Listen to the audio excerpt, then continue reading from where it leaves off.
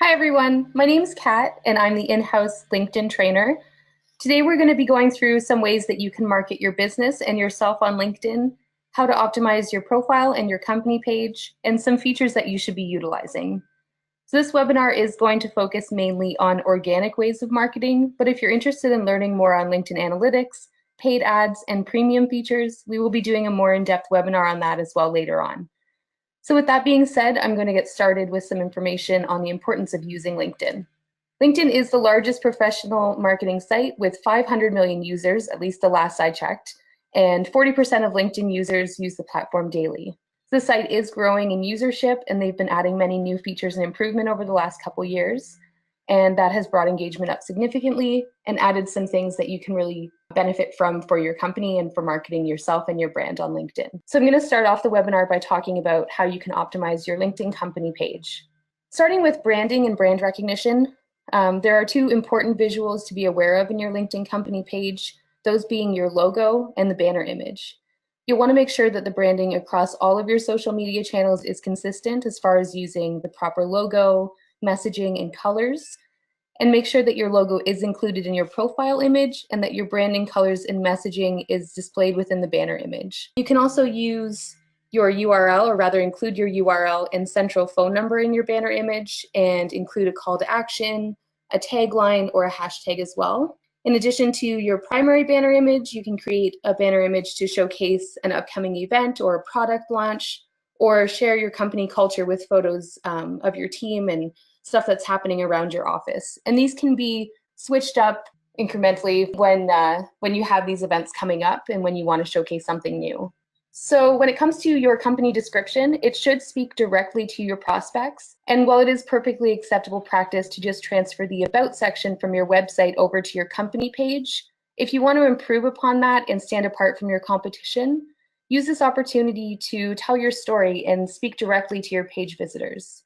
You can include some pain points experienced by your ideal clients, address how you can mend them, and speak to your company's values and expertise in this section as well. So Google will also preview up to 156 characters of your page texts. So it's important to make sure that your description leads with some powerful keywords that best describe your business, your expertise, and your industry focus in this section. As far as the content on your company page updates are where a lot of people do tend to drop the ball. So just like with other social platforms, these need to be posted at least once, but ideally 2 to 3 times per week, with content that's going to draw people to your page. And this will help keep your page relevant. You can post directly to followers of your page, or you can even sponsor your content so that it's seen by people who are not yet following your page. And a great idea for content strategy on LinkedIn is to post something that will keep people coming back to your page, like a series of 5 to 10 tips or tools, maybe a series highlighting your team members or your clients, some weekly productivity hacks, countdowns to top 10s, or any other topics that you might find fit your brand. It's a great way to link things back to your website to try and increase your traffic. You can make a special event and post quarterly or on a seasonal basis. So posting a series will encourage people to come back to see your next post.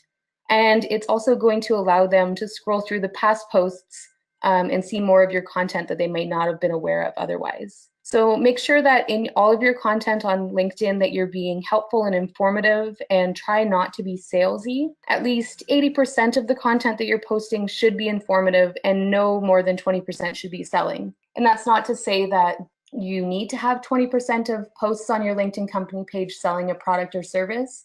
It just means that you really shouldn't go over that, because that'll tend to turn people off, and then they're not going to want to come back to your page to see future updates that you have on there. LinkedIn is supposed to be about sharing expertise and learning and advice, and really just having a lot of informative posts rather than people trying to sell you things. So that's a way that you can set yourself apart as well and encourage people to continue to come back to your company page to see future updates and to learn more about what they want to hear. So moving a little bit on to building your following on your LinkedIn company page, this is something that a lot of people do have difficulty with. And some of the Ways that you can do this.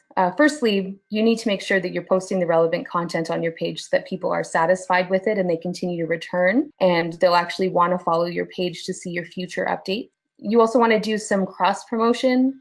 So you can start by sharing your LinkedIn company page on some of your other platforms where you may have a lot of followers, such as Facebook, Twitter, anywhere like that. You'll also want to add an icon to your email signature, to your website, and business cards so that people are aware that your page does exist.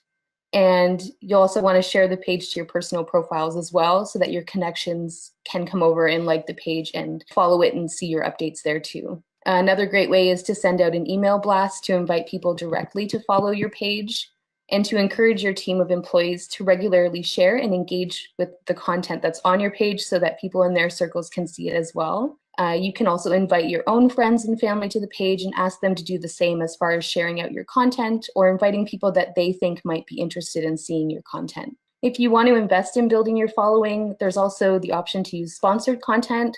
But aside from that, there really is no quick and easy trick to getting organic followers to your page. You really just have to be consistent and invest a lot of time and resources into it. It's very important on your company page to engage with your community. Make sure that if somebody comments, you reply to them right away. People are way more inclined to continue to participate with your page if you're engaging with them. So keep an eye on your analytics as well and your notifications and see how people are responding to your content so that you can adjust it accordingly. Make your updates short and sweet, encourage some click-throughs, include a simple title or an interesting image and a lead in that lets readers know what the story is about without giving it all away. And don't be afraid to ask questions, evoke people to engage with your content, but also get some feedback on what type of content they want to see. So you can post a question on your company page to ask somebody what type of advice they're looking for within your industry, or to ask somebody what they struggle with most.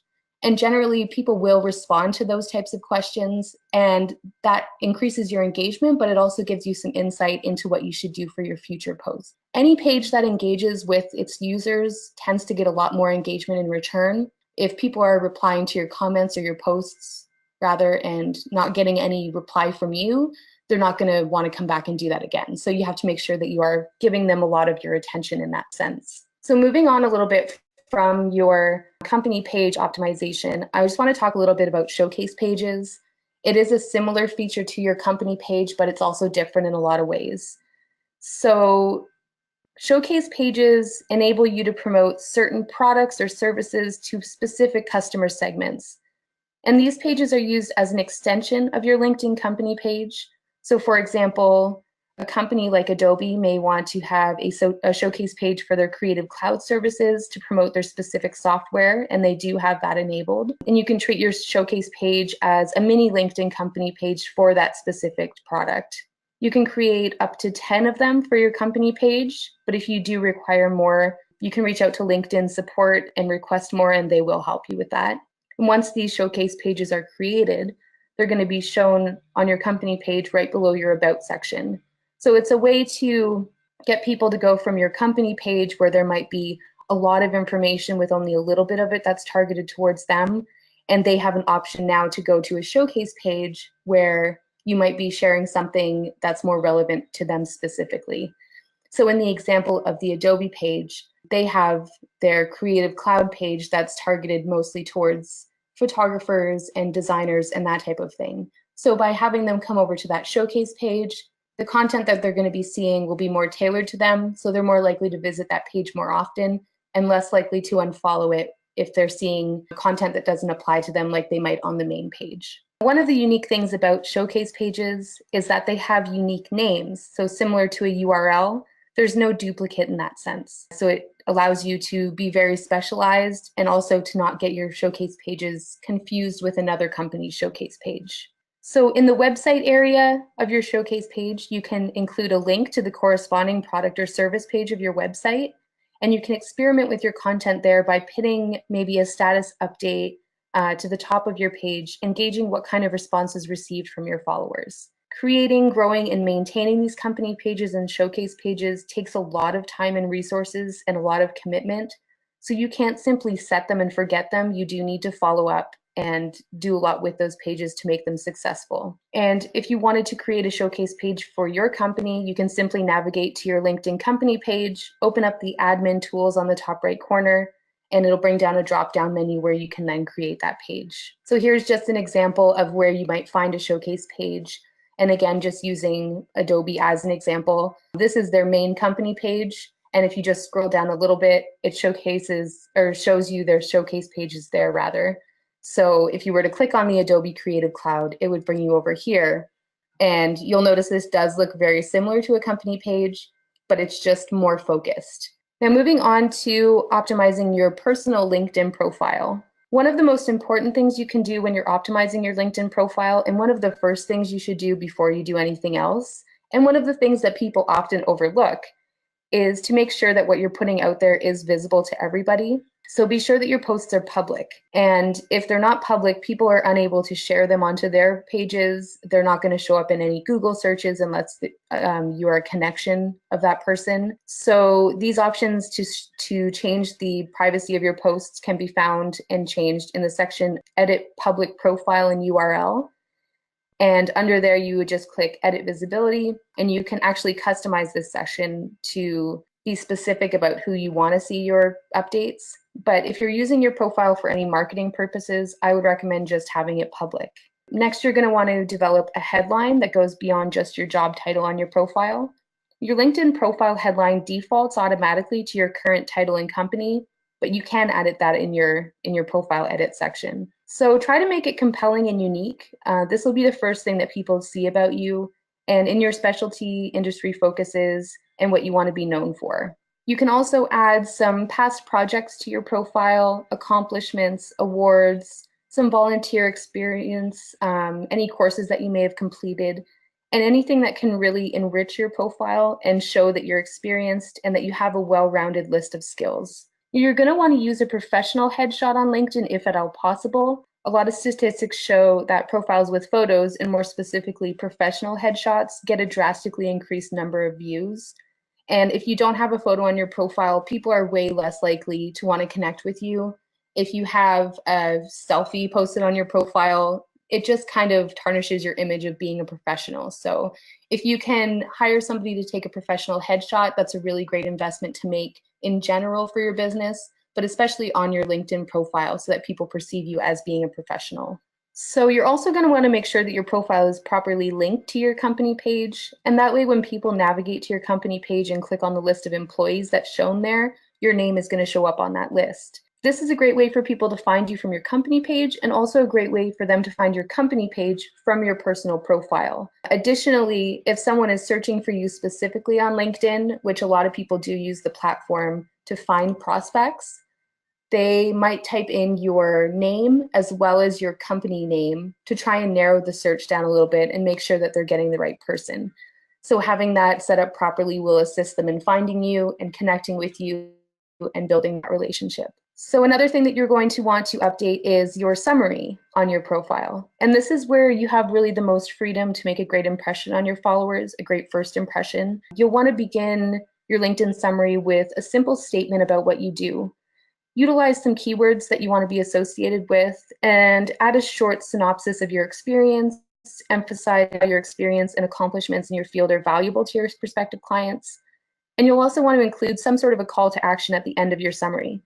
So if you've managed to capture their interests, you can then guide them towards what to do next. And this can be a link to a 15-minute phone call booking on your website, a link to your website main page, your contact page, a page that you want to highlight, or even just an invitation to connect outside of the platform. Make sure that your experience and your information sections on your profile are current so that your followers are up to date on what you're doing and what you have as your most recent information up there for them to see. If you've changed jobs recently, make sure that you archive an old job so that when someone's searching for somebody to connect with from a specific company, they'll know whether or not you are still working there and what your duties are. If you get a promotion, make sure to update that immediately. This will notify your followers, but it'll also make sure, again, that that information is up to date when people do go to search for you. If you find that your profile is looking a little bit bare, you can also try to add some new sections to highlight publications, certifications, patents, honors, awards, any important test scores that you might have had, languages that you speak, and really whatever else you think might appeal to your followers and the position you as an expert in your field, and really just highlight some of that information that people might not otherwise know about you that's going to set you apart from your competitors. So similarly to a resume, you're going to want to put stuff on there that is really going to draw their attention in and stuff that they're going to remember you by. So moving on to endorsements and recommendations, there's generally a lot of confusion on the differences between these two features on LinkedIn, but they are very vastly different. In endorsements, basically you can include some skills on your LinkedIn profile, and this is a great way to showcase your abilities to other members. Skills can include anything from softwares that you've mastered, although don't make it basic softwares like Word programs and email and that kind of thing. It's kind of implied that you would already have knowledge of that. So anything specialized you can list as a skill. You can also list practices in the workplace that you possess, really anything that can testify to your abilities, anything that you're an expert of that you want people to be aware of. And getting other people to endorse your skills will really allow you to provide some social proof on how you manage them, and it gives your claims some weight. So if you are well versed in a certain software, getting people that you work with or people that you've had as clients to endorse that will just prove to your readers and your followers and potential followers that you're not just making an empty claim, that people are actually backing that up and saying, yes, this person is an expert in this software, or yes, they do possess this skill. It's up to your connections to give you your endorsements, but you can solicit them by asking through a direct message or by endorsing some of the skills that your connections have on their profiles as well. And that'll encourage them to return the favor and to come over to your profile and in turn endorse some of your skills too. I would definitely suggest asking your colleagues and your team members to endorse you for some of your skills. People are way more inclined to take the time to do something if you approach them about it. And your skills can be managed from the edit profile section. So that's where you can add them and you can remove them if they're no longer relevant and that type of thing. So moving on from endorsements, recommendations are, as I said, vastly different, but they fall into the same category as just basically giving some social proof that you are somebody that we would want to hire or that we would want to connect with or who's an expert in your field. So recommendations are different than endorsements, but they can be coupled with them to further show proof of your expertise. And you can request a recommendation formally from a colleague or a client on LinkedIn by navigating to their profile, selecting the More icon next to their name, and then selecting Request a Recommendation. And you can add a note in there as well. And once your recommendation has come back from them, you can even request revisions. And you also, of course, always get the option to approve these recommendations before they're listed to your LinkedIn profile. So recently, LinkedIn has made some improvements on their mobile app. And having the ability really to access your LinkedIn profile remotely is a huge benefit. The faster you're responding to messages, the less opportunities you're going to miss from connections and potential prospects and potential connections.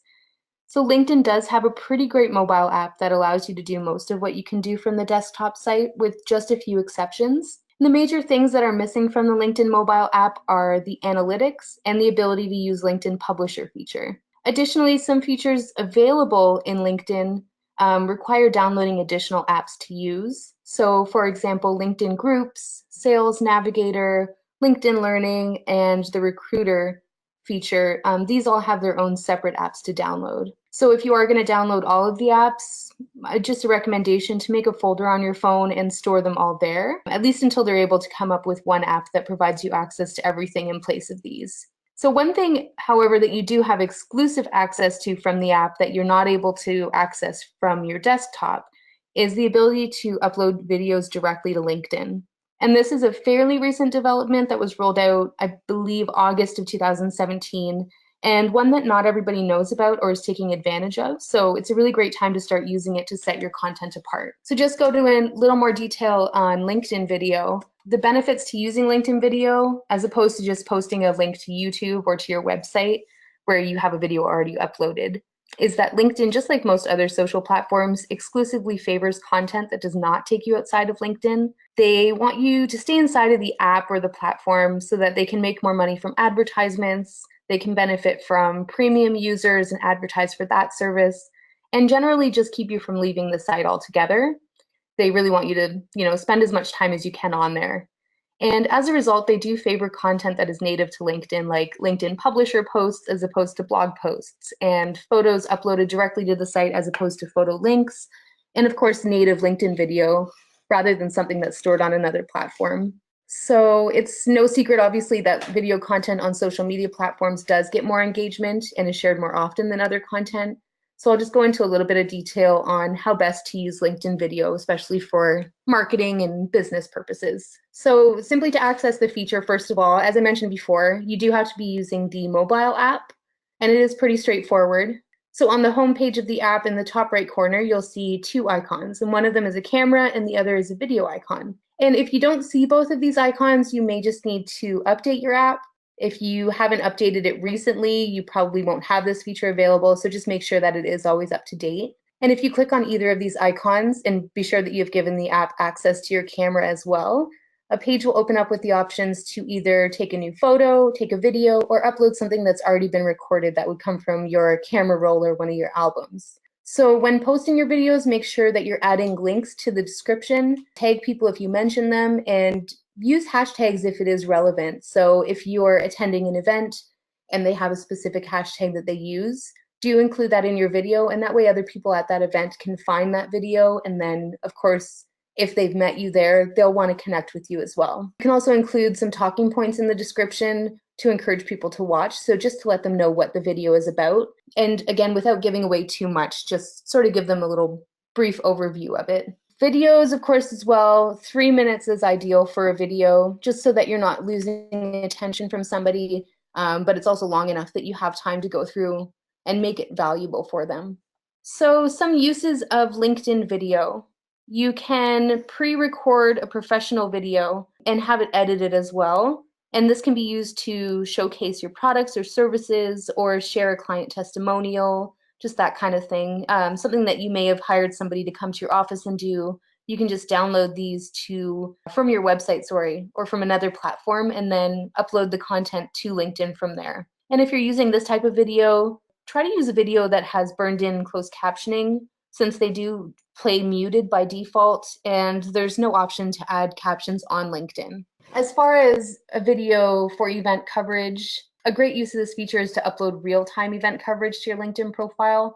So if you're speaking at an event and you'd like to show your followers maybe a little snippet of that, or if you just want to let people know that you're attending, that you're there, maybe start a conversation with other contacts that may be at the same event, show people around with the video and upload it immediately. So you can tag other users when you post the video again, or add relevant hashtags that are specific to that event so that your content does show up when people search for these hashtags. If you want to use a video to share more about yourself, you can upload maybe a short biography, tell your story. People really love getting an inside look into you and your company, and video is a great way to tell that story. So you can even go around the office and introduce some of your team members.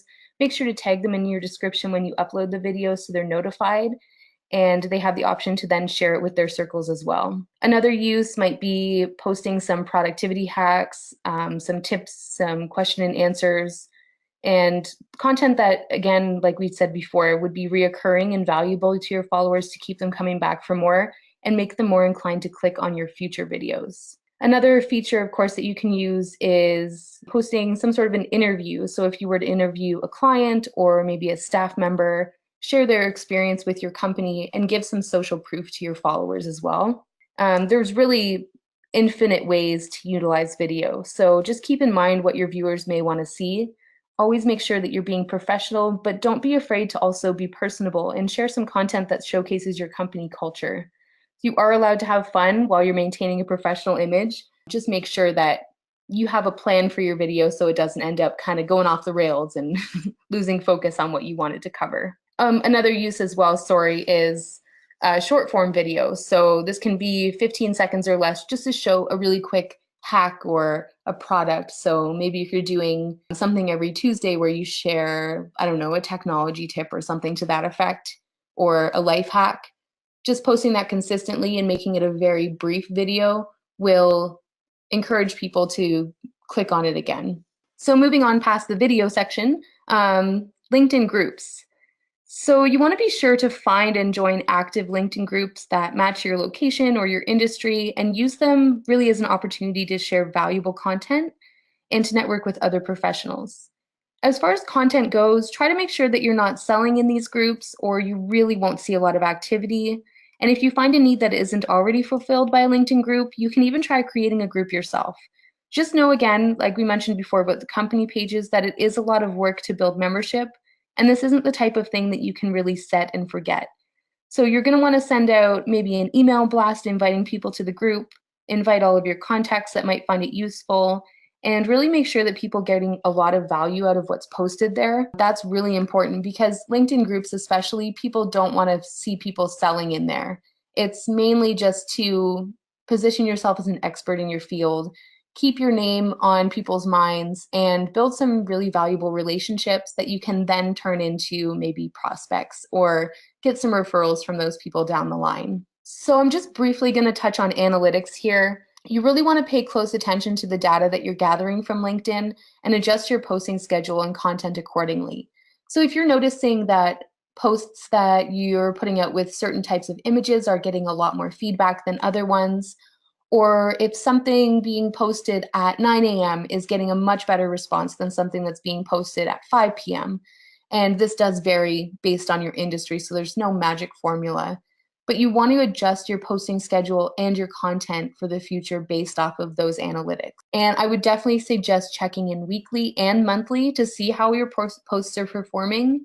There's a lot of different things that influence whether or not people are engaging with a post or whether or not they're seeing it. And that's data that you can gather over a longer period of time, even a few months, even a year, maybe sometimes, just to find out what your audience really is responding to best. And also to make sure that the people that you're targeting are the right people that you want to target and they're in your market, people that might be interested in your services. If you're getting 100 people who are responding to a post, but none of them are people that you want to connect with, then you are going to want to adjust your content.